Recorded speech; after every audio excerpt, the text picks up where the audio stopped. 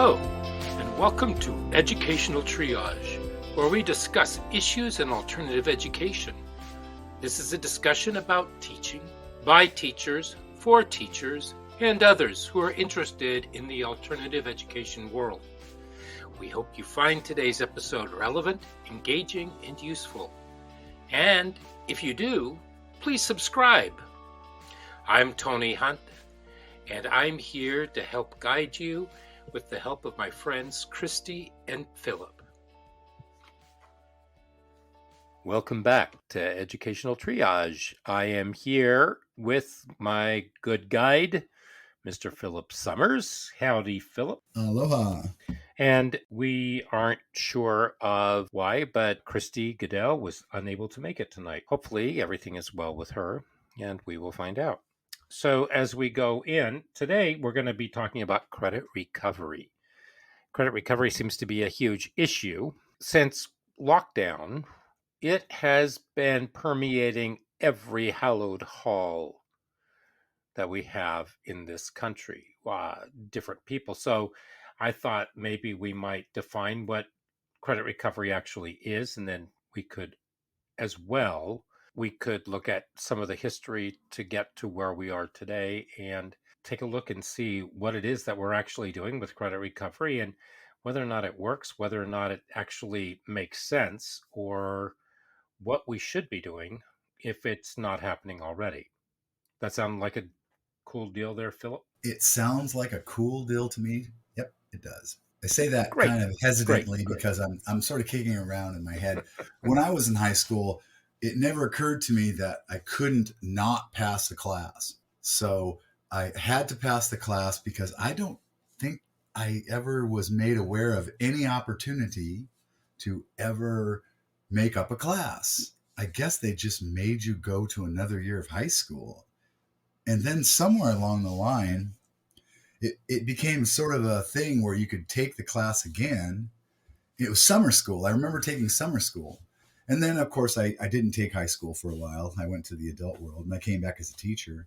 And then in alternative ed, we had high school completion courses. And then we had credit recovery in the summertime. I recall that. Right. And then I actually did teach a high school completion course. Whereas when kids came to the end of their high school career, or they were finding themselves, most of the time they found themselves just wanting to get to the next best thing, as I put it, and they wanted to get the heck out of Dodge, they went to the high school completion and did that and went on to that thing. So that's how I kind of understood it. And okay. So there's more, I guess there would be more to that. I could certainly see how the pandemic really accelerated the need to make up credits and made people who wouldn't ordinarily not complete courses. So, yeah. I was just starting to kick it around in my brain going, wow, it's a new thing. And then it's an older thing too, huh? It is an older thing. Here's the genesis of it, and here's how it's progressed through the years. And that is, well, I'm going to go back to 1977. But in the past, the business of credit recovery was not a money-making machine. Districts lost money on credit recovery because they only had a certain amount of time during the summer where they could do it, and they were not given seat time monies for students repeating a course. If a student had to repeat a course, the district was not reimbursed for that student. So during the summer, they would offer some coursework. And I even remember that the district where I work, even though it tends to be a wealthier district, they were charging parents and charging students to make up the classes, thinking that was going to motivate students to not fail a course. But if you take a look at the reasons why students actually fail the course, this was a highly problematic and inequitable decision to make. When I went to high school, the reason I took summer school courses is I just always had problems with algebra, or math rather. So I didn't feel confident in my algebra skills. So I actually took a summer course to fortify them. Yeah. Well, Well, when I was a wee one, I know that our local high school in Portland actually offered summer school classes. And so here I was in elementary school, and there were other kids from my same school who would go to that high school. And we did things. We did plastic shop. We were in Yeah, the yeah, shop, yeah. and I made That's salt and that, pepper that, shakers, that, you know. We did other classes, and it was really kind of fun. It was stuff that we got to do during the day that went along with our interests. And it was just a blast, you know. And we also had physical fitness, and so they taught us PE and stuff. It was just a yeah, lot yeah, of yeah. fun, and it was a great way for parents to get rid of their kids. I remember that happening in LA too. I was very young, but they had a program in the summertime in LA, in Glendale. Yeah, Hmm. And so we did that. It when I heard that people were doing summer school, I thought, how do I get to go? You know, and then I discovered, oh no, because they did not get credits. So the district started giving a student could only make up maybe one class, maybe a full credit or maybe a half a credit, and that's all that they would allow. And it was very, very limited. And it wasn't until more recently that districts were finding that they have a ton of kids, especially after COVID, that needed to make up a lot more coursework. And there we are. yeah. So there are, a few years ago, I developed the credit recovery course for our high school. And I also created a high school completion course that was based off of the model that you were working from, I Yeah, believe. yeah. I remember And those. Yeah. we and and what we did was we worked off of competencies, proficiencies, and put all Yeah, those together. So, and it yeah, wasn't simple, but the students had to prove themselves, and they were able to explore. And it went, for example, history, world history. We actually did the world. We allowed the students to explore that part of the world that interested them the most to find things out yeah, on two different levels. We went from the primitive to maybe up around the Renaissance, and then from there on. And so they could find out more about their own peoples. They could do whatever they wanted. And that was through a series of videos, it was through a series of texts. And so it was a hyperlink doc that where yeah, they would yeah, click yeah. on I things and it would remember. take them to different and and and the students just said and that, it was a very difficult thing, but it was interesting. So Yes. now everything has gone to computers. Perhaps that in itself is a little problematic too. What they discovered was that from the 1950s up until around No Child Left Behind came out, that competencies had actually started to diminish. Isn't that fascinating? What now? What? So competencies. Competencies, Yeah, competencies, yeah, like reading and writing, mathematics, mathematics, cultural literacy with history and geography and all that, fluency. Yeah, that they things like started that. to diminish.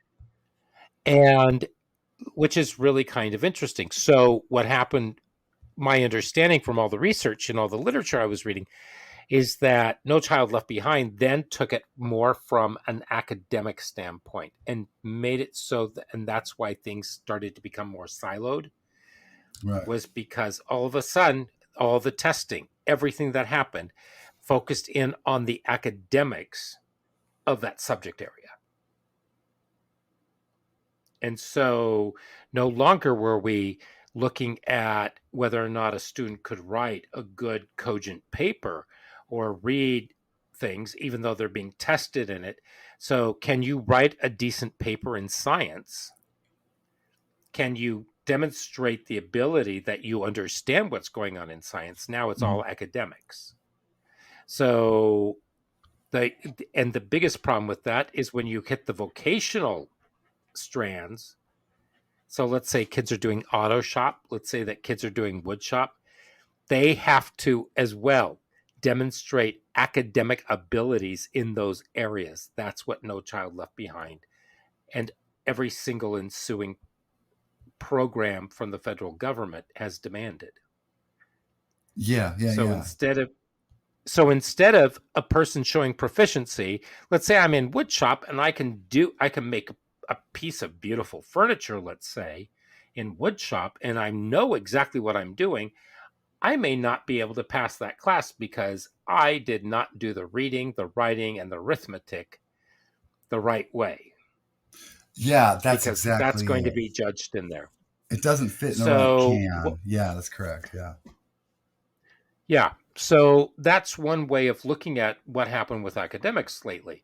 And so we're no longer looking at proficiency. We're no longer looking at the competencies. We're looking at whether or not, um, and I understand that that makes sense, but not with the vocations. The vocations, I believe, should be how well are you able to do these things, because it's performance based, Well, one correct? of the things Or am I I always way told off? the kids was that it's a I like that the long term and the short term way of looking at things. Of course, life's long term, and we ebb and we flow. We get better at things as we grow older. Um, and so we Right. take if you want to take a snapshot of something, that's a short term sort of thinking. That's a short term way of looking at things. A more long term way of looking at things is, say, looking at speed. So let's say we're looking at a car going by you. You can say how fast it's going. You can say the flow of it. You know, how Mhm. fast is that car going? Well, it's going a certain speed. No, okay, where is that car? Snapshot. Well, you have to stop that car at a certain spot to see where it's at. It's here. You stopped the car. You can't see how fast it's going. You can't see where it's going. You can just see where it's at that moment. It doesn't really measure Right. the potential, where it's going, its speed, what it's doing, just where it's at the moment. It doesn't give you the total essence of that car. Oh, that's just where it's at. That's kind of a test. If a person's living a lifetime, the speed and direction and the essence of the whole car, you're just taking a snapshot with a test score. So it doesn't give you really Exactly. that person's potential, that person's speed, direction, and everything. And so we're measuring people very inaccurately. And so outcome base gives you a very gives you a better snapshot of that person, gives you a better idea of what a person is. Proficiency base gives you an idea of what that person can become in the near future to become a better person as they travel further into their far futures. But if you were to speak to the teachers, they would say then you're talking about going back to portfolios, and Oh no, no, I'm that is saying something where people are going yeah, to chase you with pitchforks and no, tiki no, torches. but I'm saying when you get out of high school, you can't expect every kid to be extremely proficient at all skills, but every kid knows Right. where they're going and what direction they're going, and as they go in that direction, they're going to sort of navigate their way in certain other directions as they get older, and they need a Hmm. basic set of skills, and we'll get them there, but we don't have to pound them into that same sort of furrowed set of skills to go forward thinking we know that direction is for them. We have to sort of let them get into those directions and get them a set of proficiencies to go forward with. So I hear what you're saying, and yeah, that because now we're getting down into the fundamentals of the classroom, of the structure of the curriculum, and the structure of the school, and how Which, that's all set up. yeah, but the Because focus itself, I used to you're teach talking like, more about the free. yeah, I'm talking You're about talking how more thinking about the how to free think. academics Yeah, teaching how to and think. I possibly mean, looking. the skills that you Well, use to that's what. teach how to think. Yeah. I mean, everyone knows how to read and Right. write. Everyone learns how to read and write in arithmetic, but there's also those things how to innovate within a problem. And look, kid, you're going to be on your own, so you do have to do your taxes. You do have to face those But I problems. don't You know do have that to. not. But not everybody has learned how to read and write. But Not everybody has learned the mathematics. and then that And is a that's, skill that I we'll mean, have to it's get them to frightening. have. Yeah, it is. That is And frightening. that's a, and that tends to be in the poorer schools, the ones that don't get Yes, all it the is. money, the ones that don't get everything. And so that's where the inequity is. But let's get back to Absolutely. credit recovery then. Yeah. So here's I'm going to throw, because right now it seems as though, and more, years ago, back in the 90s, I remember that there was Plato, and that was something that everybody wanted. Now we have Apex, we have Edgenuity, we have Odyssey, we have the Florida Virtual, we have a huge number of platforms that districts are starting to use, and for them, it's so much cheaper than to have to put a licensed teacher into the classroom to teach the students. And I've made no bones about my feelings about computer platforms for teaching, because I believe it's very passive. It's very difficult. If the students have questions, sure, there can be a teacher who's in the room who might be able to help them. And yeah, they can get support while they're there. But that takes away a lot of the balance, because in studies, what they've discovered, and there was one or two, I think, that happened in Chicago. What they discovered was that it was more arduous for the students, and it was much more difficult for students to complete the online Algebra 1 course than it was for those who had it face to face in a Yeah. regular classroom. And then there was also the hybrid class, which had both. And what they discovered, I'm going to give the easy peasy version of this from what I remember, because I don't want to give out bad data. But the kids who took the online did not score as well at the end. That makes sense. A lot of sense. So whether or not that is because they did not have the ability to reassess and work with somebody else and talk to somebody and be able to process all of that around with them, I don't know. But it was really kind of interesting. Now the scores really weren't that hugely different, but it answered something for me, which was, sure, you can have a hybrid that would do well for kids because they could access both of them, and they would have the one-on-one, so they could process in different ways. And seeing how many kids are now working more online, but for every kid, sometimes being online is living in another hell, and they need to have that face to face. They need to have the text, the tactile of the sheet of paper and the pencil right there. Yeah, yeah. We all know that So learning wise, it's just lectures, just certainly not the best way to learn, and a disassociated right. lecture is definitely not the best way to learn. And I taught online for 3.5, 4 years, 4 years anyway, and I did Mm-hmm. notice that it sort of mesmerizes you. And I also am noticing there's a dual screen thing going on. Um, Kids are online and then they're online, which means they're watching, Yeah, because they're or doing other stuff. yeah, there's social media on one telephone screen and then there's the lesson on the Mm-hmm. laptop screen. So that's an interesting twist too. Mm-hmm. And I had students that were on 3 or 4 screens because they had multiple computer screens. They had I multiple don't know how that monitors. would And work. then they had their phone and their phone.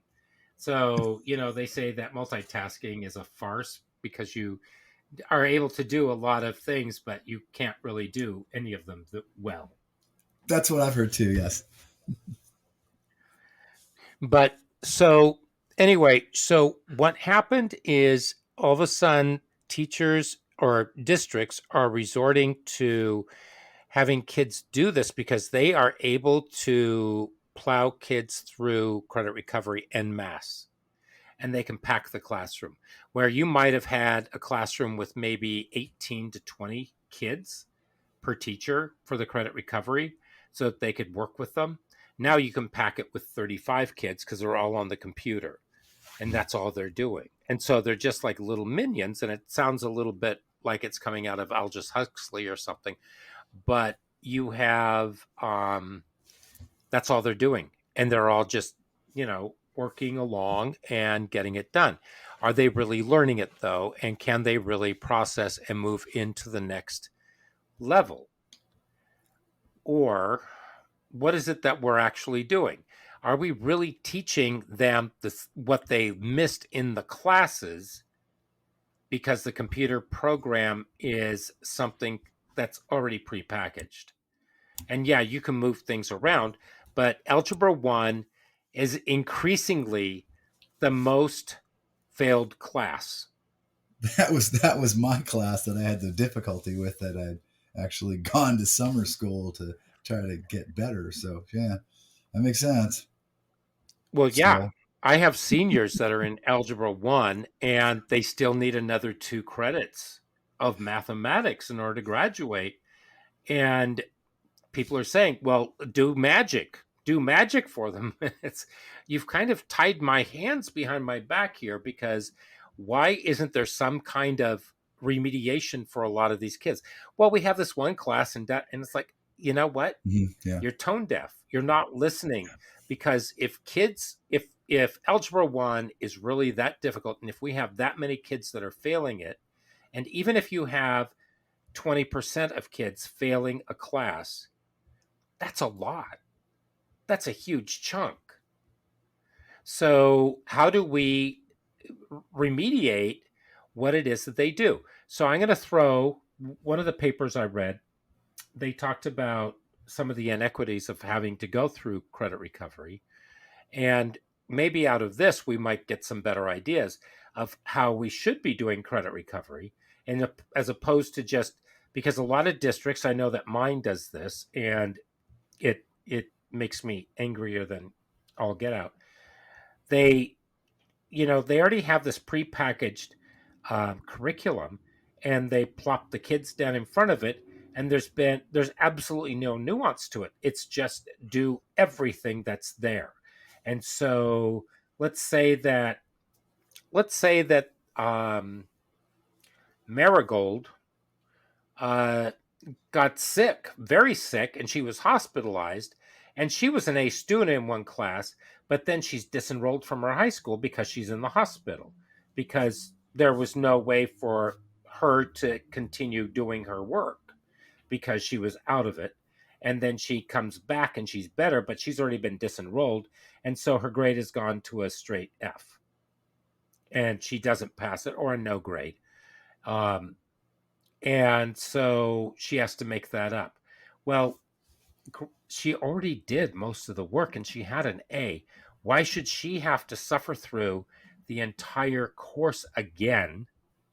Why can't they pick up where she was when she stopped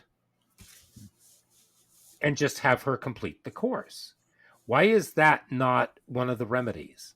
Why can't we, why aren't students being geared, or not geared, but I guess somehow or other tracked in some kind of system, so that, let's say that you, Philip, you didn't do well in 2 of the 3 skills in the first quarter, and those are skills that you're going to need coming up in the next quarter.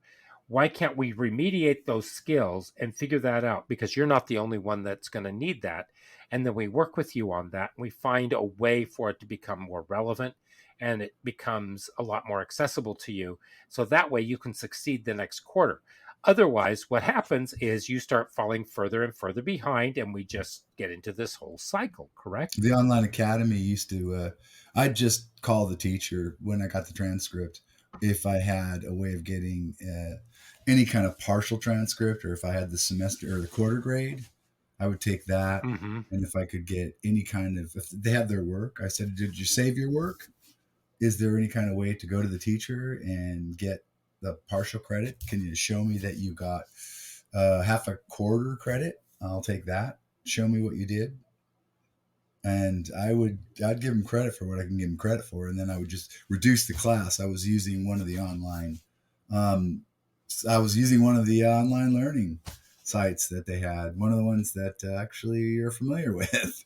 very well, and I would just Yeah. take out the sections that they didn't cover, and I'd cover them, have them cover them. So yeah, it was usually a 20th And see century more, history. Yeah, but see, more and more districts are saying, no, you cannot do that. You need to give yeah, them the entire thing. And to me, that seems inequitable. It feels problematic. It seems as though what you're doing is you are smashing the kid over the head with a textbook yeah. because of circumstances that may not have been through their own fault, or maybe they came in and they weren't given the nobody checked them to make sure that they had the necessary skills in order to succeed in that class, and there was nothing there for them. So what kinds of supports are we giving students before they actually get into the class? Here's something that I learned. I was at a conference recently and I met somebody, and we were talking, and I said, well, how does your district do credit recovery? And this person looked at me with a smile and said, oh, it's really simple. We find out what class that they need the credit recovery in, and we go to the library, we check out the textbook, and we hand it to them. I said, and they said, oh, they have to do the entire textbook. So think about that. Oh, Think about the English gosh. textbook that districts use, and forcing a kid who, for some reason or other, didn't pass the class, has to read every bloody thing in that textbook, answer every question in that textbook in order to receive 1 credit. Now that sounds That's it punishing. sounds a bit like it sounds a bit like overreach, doesn't It's it? punishing. That's I mean, brutal. it's like saying, "Okay, you stupid little klutz. Now you're going to pay for it." What happens if that happens in math? Oh Teachers no. do not teach out of the whole book. And here's the funny thing. I said, teachers don't even teach out of the whole book. They might I mean, you're lucky Yeah. if they teach out of a third of the book. And their board said, yes, but the teacher might allude to parts that are in the book. So this gives that student the knowledge of those allusions. I was on the And I textbook thought, committee that chose the English for the district, and I didn't read the entire textbook. Trust me, there was 4 years of it, of course. But yeah, I mean, I researched them quite thoroughly, but I didn't go cover to cover on those guys. and but the interesting thing is, okay, so you're put into a credit recovery class. I have you put in there, and you need a half a credit. And so that's 59 hours because I can't take anything out according to the district.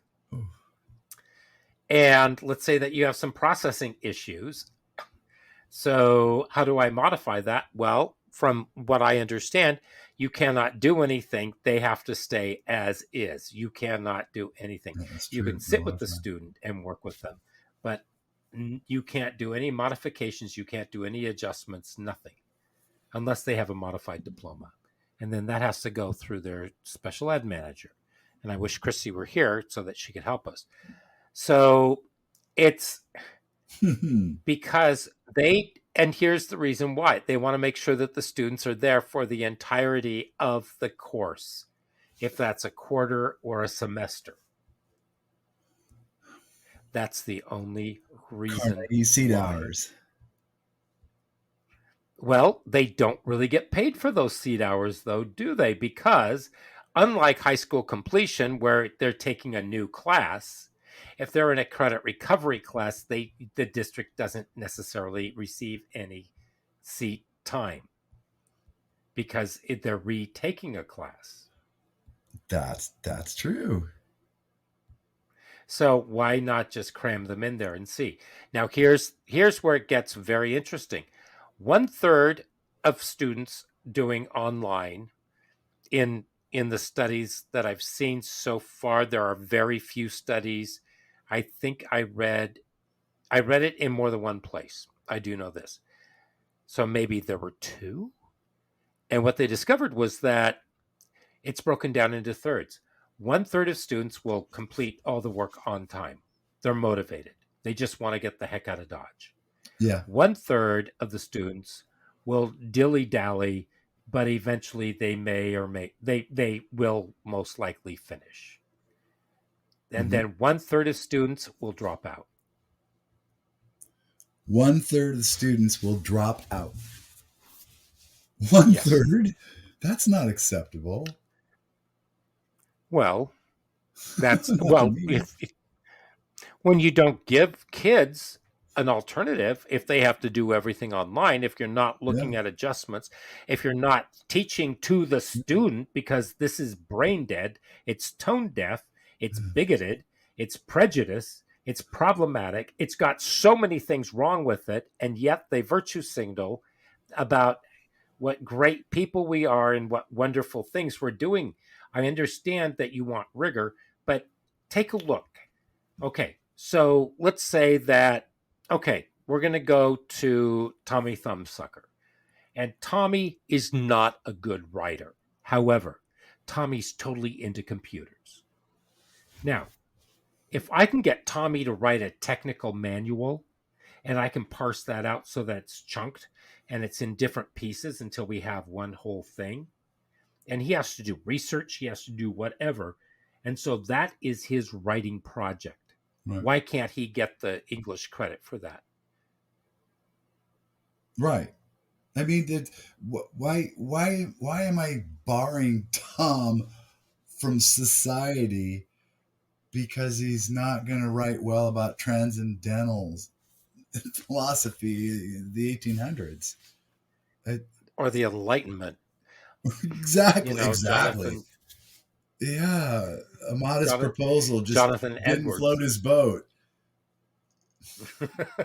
Well, I mean, because a lot of that language is esoteric and really archaic. I know, yeah, But they love that language. but it's just one of these things where they refuse to look outside of the box because they don't have any kind of imagination and they want to stamp out any form of creativity. Something that's okay. If Tommy can write a technical manual, No, Tommy has a career in front of him. Maybe it's not something he wants to do, but if it tells us that he knows how to read one, yeah, which how many of us can actually read on how to put a bookshelf together? I mean, not I. granted, it's all done with pictures now because I just finished putting together 7. Um, and I'm working on a cabinet right now. Um, you know, and except if I have to learn how to do something and they put it in either very, very tiny, tiny writing or, it's just really almost impossible to understand. Yeah, graphic So novels. How if about he can do those? that, graphic novels, yeah. Yeah, watch I a mean, think graphic of these, novel. Wow. Yeah. but, if kids can do these things Hmm. and they're communicating, what is English? Let's take a look at English 9, 10, 11, and 12. What are the standards for those? That they should be able to read certain kinds of literature, that they should be able to do certain things with them, and that they should be able to write a different kind of paper, an expository, a narrative, a research paper. I mean, we're And based talking upon the about different years, the things. modes are like American literature would be junior English would be American Hmm. literature for the year. So there you go. World Right, literature would be a senior English thing. Yeah. right. And so, or even with math, when I was teaching math, I told the students that what I wanted them to do, because they weren't getting it every time, that they had to keep a journal. So every concept that they had that we came across, we would go through it in class and then they would write it down and they had to draw pictures that went along with the directions. Because, for story problems, it's like, here, write down the story problem, write down what's the question, what is the information you need, Mm. and then take it step by step and solve for that, and then write and draw some pictures. Well, some of my kids that were failing, all of a sudden on the state exams, they exceeded and they used that Wow. method. Yeah. It's all very simple, but it's very methodical for them to have to do that. Now, if they can learn how to do that, then I think they're well underway because it gave them a strategy for learning. And the same thing goes with English. I mean, if we give students things that they can read, sure, we can. When I've taught Shakespeare, I've had kids read it out loud, but then all of a sudden we had the advent of Audible. So I'm teaching Othello. And I told the students, I said, okay, open your books and follow along. And we went through and they listened to the Audible version of Othello. And all of a sudden they gasped and they loved it because it was living inside their heads while they were doing it. And we could Yeah, yeah, stop I and we love it. could talk Yeah, and yeah. we went through it and it made it, and it wasn't them reading dead words because Shakespeare was not meant to be read, it was meant to be performed. Well, that's And so exactly if you it. have I that, always look for the live versions because I always rejected that. Let's read it as a class because it really needs to come to life because those words are sung. It is in pentameter. It's a song. It's meant to be sung mhm. and stung and sweetened and everything else in between. Those words are supposed to be performed. Yes. And I do know that the computer platform that we are using, and I'm making air quotes, um, they have Hamlet, but they only show excerpts from Hamlet. They don't show the whole thing. And of course, Mm. it's a Kenneth Branagh, and it's over 4 hours.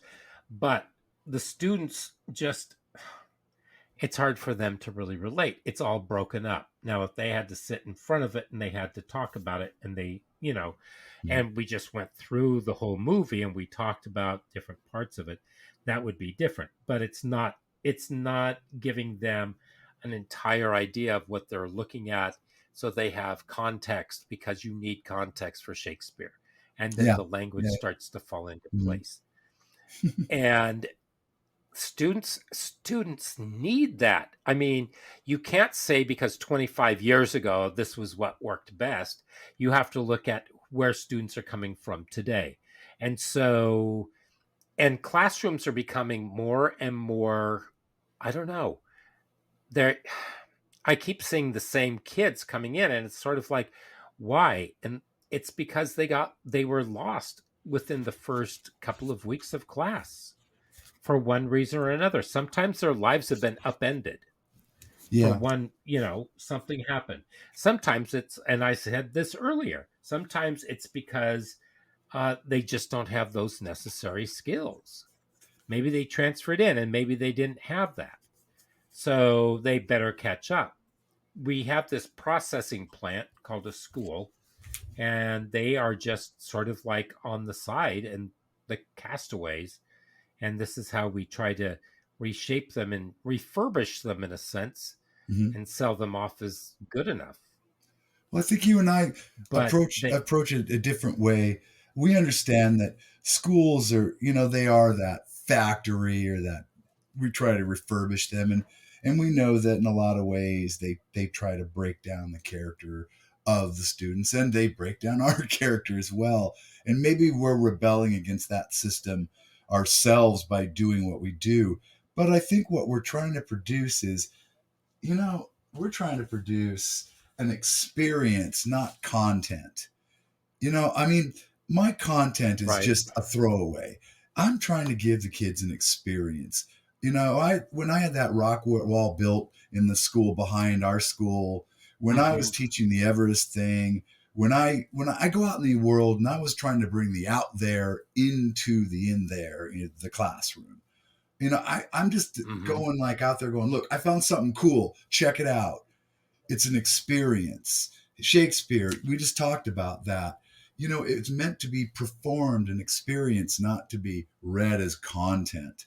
It's not, you must read it as ninth grade content. You should experience Hamlet. Hamlet, is he crazy or is he conniving? You decide. I'll give it to you. You figure it out. It's a good question. Um, Or that's is he what it's just a about. spoiled little brat? Was he? Yeah. Was he just a spoiled little craphead? but in the end, he I got don't his, like and it. everyone else got it too. But the whole point is, Oh, I know. all the administrators do is go, "Are you teaching the content?" And it goes, "No, I'm teaching kids. I'm teaching human beings for a lifetime. You're What is teaching best numbers and for the tests. student? Yeah, you're What teaching is best students. for the child? It's God. Are I you don't. teaching the content? Yeah, I'm You teaching know, kids. the students learn experientially. Yep, yep. And if we, yeah, and they've got to experience the world correctly, and you're just killing Hmm. it for them. I Yeah, mean, if all you want them to do is sit in their seats and be quiet, I mean, I've never had a yeah. more frustrating class than ones that are extremely quiet, even when they take tests. Oh, I I hate hate quiet test days. classrooms. I hate quiet classrooms. Except. Because what I do is I give essay tests because essay tests allow students to, it allows me to assess their writing Uh-huh. and it allows them to express themselves. Wait, wait. And I get a better idea. I can say something about quiet classrooms. When essay tests are given and kids are really Hmm. focused, it's not quiet. There is a buzz in It's that not. classroom. You know it too. It's like, oh wow. Yes. It's that's not quiet. It's quiet. It's like forced quiet. And No talking is quiet. It's dreaded quiet. Intellectual quiet. It's a buzz. It's really cool. Yeah. well, how is a person supposed to learn if they have to sit there and listen to somebody the entire time? There should Mhm. be a dialogue that's happening in the classroom Exactly. constantly. If I'm lecturing, there are times that you do have to lecture, but you have to figure out a way to break it up so that it becomes less talky and more Exactly. interactive. Even if you just have to say, I'm done talking, you say something now. Or let's say that I'm teaching genetics. I have to find a way to get the kids interested in it. So I've got to find some activities for them. So that's the experience. And Liz Keeple and I talked about this in when we talked about metacognition. Once you get them going experientially or have sort of a buy-in, so let's say that for genetics, she throws out what she called a curly question, and she asked the students, "Are you human? How do you know?" And then the students have to start questioning, and it starts a discussion and gets some banter going, and so that you start looking at more of the foundations. I don't mind having a really good lesson that takes 2 to 3 weeks to get through if the students are immersed. And you can throw so much more into that Yeah. rather than following a specific curriculum that everybody has to follow on a certain schedule. But back to credit recovery, it's the Yeah, same thing. we kind of went to the same place. I went there and then you Right. went there. But I think it's But I maybe think for a purpose. it's all intertwined. It's all intertwined because why do students need credit recovery? It's because they feel lost. It's because something happened. There are tons of different reasons. Maybe they're just not digging the school and they Yep. have to be there because, you know, what it and the school says you will be here and you will do this. Uh, how about the school says, you know what? Let's help you find a better fit. What is it that you would rather do? Well, I'd rather play video games. Yeah, well, that's not going to happen, but we've got to find something for them. So, and maybe they're just not on that maturation plane where they can actually, you know, take any of that information on. I don't know. Maybe it's because they've been so unsuccessful in school that they just can't get into it anymore because everybody has their stop. So Yeah. because if you and I are playing basketball and I'm constantly killing you and just knocking you down, and you feel bad because I mock you every time, what are you going to do? You're just going to say, "Hey, I'm done," and you walk away from it, and you're not going to go back.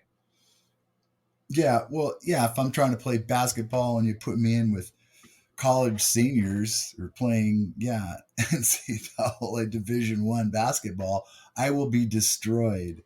It's no fun for me. Yeah, Right. I'm way out of my league. I was thinking about that as you were speaking. When I was growing up, I was accused of not trying hard enough. I've said this, I think, before in the air. And the fact was, I wasn't trying hard enough at the things that I wasn't interested in, or they weren't giving me in the way that I could succeed in, like the textbook. Um, but I wanted to try hard enough, and when I found things that I could try hard enough in and succeed at, and wanted to succeed at, I really succeeded. And that was what it was. The credit recovery, they would have said, okay, well, here's the way it is, and that's the way you've got to do it, Sonny. And I would have been angry, like, but I want to succeed, and you're not giving me any way to do it. And I know it. I don't know the way to do it, but I know this ain't it. And you're the ones that are supposed to know the way to do it. So what gives? What happened to innovation in education? Exactly. Seriously, I mean, are we really going down this path of least resistance because it's easier for us and it's not easier for the students? And it doesn't mean that we want the students to be blithely moving along and somehow or other regurgitating the information. They need to be living some of that information and understanding it. And granted, in our current process, some students know how to play the game and they get it. They're good at it. But then we have the other students who could very much be a huge contributing factor to society. That one third of students who will not pass their credit recovery Yeah. that could have Yeah. passed it, that you could have caught in the net had you not only allowed them to do everything online, but had maybe a hybrid. Maybe you check out your alternative school laws that says, at least in Oregon, that as long as 50% of the school in which the alternative program is associated with or is in, that they are that a teacher is allowed to teach any content area. Of Mhm. course, if a teacher is absolutely incompetent in an area, you don't want them teaching it, but Yeah, that's at don't the give them discretion that of the one. program director or the principal. When I So was thinking about that I would, scenario, well, I was thinking about scenario in my mind, and I was going through that role of me, the student, looking at the adult who was, well, what gives? I don't want to be in the role of the adult, stoically saying, "What do you mean, what gives?" I want to be the adult going, "You're right. I've got to do better." I don't want to just tell a student, "Well, that's the way it is." It's important. I don't want to give them a textbook and go, because I'm an unimaginative, stoic person who wants to just collect a paycheck and do whatever. I'm here for the kids, and I will always be there for the kids. And if a kid's looking at me and I've failed them, I want to know how I failed them.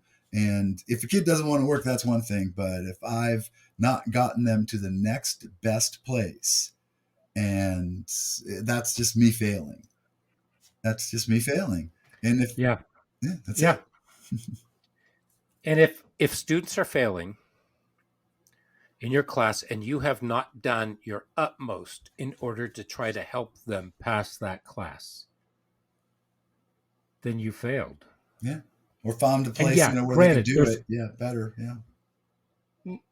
look, there are students that you're going to have, and I have as well, where you try to work with them, you work with them, you work with them, you build a relationship with them, you have that, and they're just not going to pass the class because they are unwilling to do the work. Mhm. Sometimes this is a student's only form of control too in their life. And so why aren't they doing the work? It may have nothing to do with you. It may have everything to do with uh, everybody tells them that they have to do their work, and everybody's constantly telling them what to do. And True. this way they have a shred of power. And it's a lot of power right there.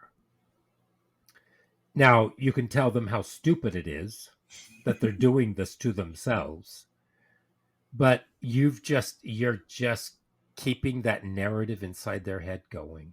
Yeah, yeah. I You used are to tell not them, telling. I'll let you fail. I'll make it damned hard for a while, but I will let you fail if you're intent on it. Well, what if we got rid of the word failure and we just said, you know what? When you're ready, let me know and we can move on with this. Well, for some students, it may be, they may actually like time go over the time cap because we are on a time schedule, which Yeah, yeah. really sucks. Same thing with credit recovery as well. So I do know that one thing that happened in a district last summer was they were able to get some teachers together who could work with for 3 weeks, and they taught the rudimentary levels of what the students needed in small groups. So students could go in there and they could take the class for 3 weeks for, let's see, that would be 12 days because it was 4 days a week. And they were able to pass the classes. Hmm. So that was a one on one, but it was still a small group of students that went in. There were also students that did it via a summer school curriculum in on the computer platform with the online that was modified to actually hit the majority of the standards and just to give the students a way to make it through. Huh. So, but credit recovery, are we, if we're going to talk about credit recovery, are we talking about punishing students or are we talking about building them up so that if they go in, this is something that I ran into. We were teaching our credit recovery. We were using Khan Academy and we were trying to tailor it so that it matched the curriculum for the high school. Now, people said, why don't you work with the math department? And my comeback to that was, I have gone to my math department for 7 to 8 years asking them to work with me on this. And they always say, we're not ready yet. Come back in 1 to 2 years. And that 1 to 2 years has gone on and on and on until finally I snapped and I said, just give me your bloody syllabus, will you? Let me see what your scope and sequence looks like. Give me something. And they finally gave it to us. But it didn't really tell us a whole lot. So this one wonderful teacher, Jack Leach, rest his soul in peace, he and I sat down and we worked with Khan Academy. We worked out some different, we looked at what they were doing. We worked out what the standards were. We put everything together so that the students could learn. And we were working with that curriculum. Now, I had an administrator who said, no, shut that down right now. This is what you need to be doing. You need to be doing it this way. And wanted us to do the standard Algebra 1. Well, they weren't learning Algebra 1.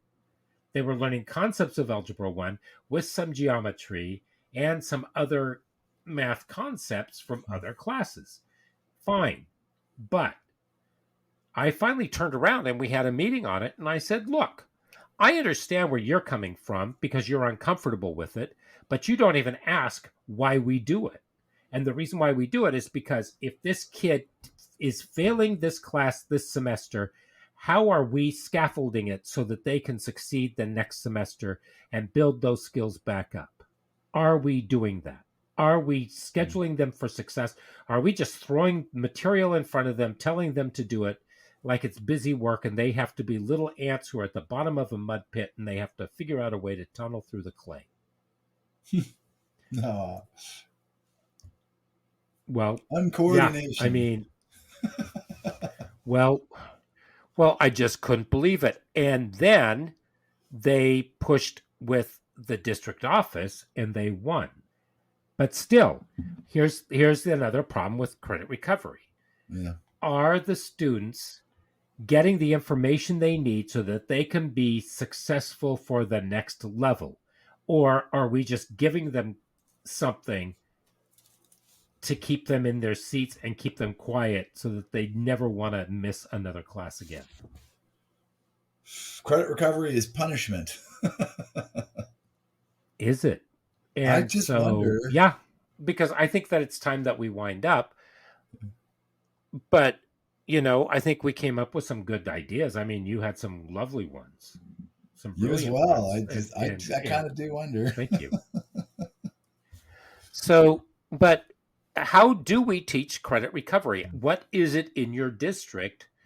And is it what's best for the child? Is it what's best for everybody concerned? Because is it going to propel them to succeed in another class, or is it just busy work as punishment for them? That's not really going to mean a whole lot to them, and they're not going to find that useful in the next class down the line. Or successful at all. I don't know. Yeah, because isn't that what we want to promote? Student success? I thought that's what we wanted to promote, No child left behind thing. Well, I thought that the motto of almost every single district was that we are going to educate every child. Well, guess what? How are you educating them with credit recovery? How did you educate them before they fell into credit recovery? Now, granted, you're always going to have somebody who needs credit recovery for one reason or another. But. Yeah. So, yeah. So, I just think it gives us something to think about. So, thank you, Philip. Thank you, Tony. Yeah, you're welcome. And to everybody else, I will say sayonara, and we will see you next week. Have a lovely time. Aloha. Bye-bye.